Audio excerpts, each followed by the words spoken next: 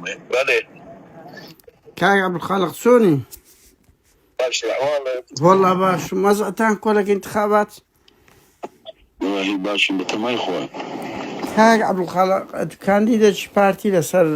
لستنوهات برنامج سيا لسر لو هوليري هلا كرة بدر كي ماري سليمان غيدات تون ده هيكل قولي لا سترسل كورە بابە عیبە عەبدولخالق ئەو کەتە زەلامە بە ئارپیجی دەکەوی کورە بابە عیبە وەڵە لۆ دەکەمەوە کاکە کوا دەبی کاکە و هەولێریە بە قورئان حەیات بردین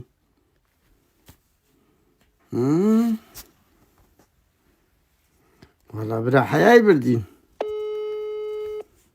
کورە هەگرە کاک عەبدولخالق دوو قسەی کاک عەبدولخالق كاك عبد الخالق تو برنامج سيلو هوليري پێشتر خزمەتی ئەو شارەم کردیارەوە بەرنامەیە رات سيلا سقوندي لبناني بنمونا داي دخاي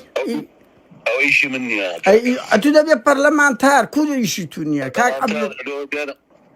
لە پەرلەمانتان ئەوە مۆژوعی من نییە کاک كوركو برلمانتار يشي معاناتي وشاريا كودبي ايش اود نبي كاك عبد الخالق او قصيا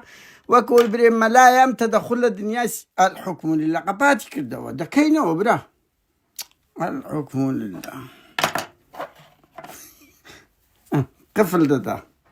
بقولوا ذاك غير عبد الخالق كوا عيب كورا ما خمو ما نوليرين هولير كومان دكاتوا الحكم دا خاتم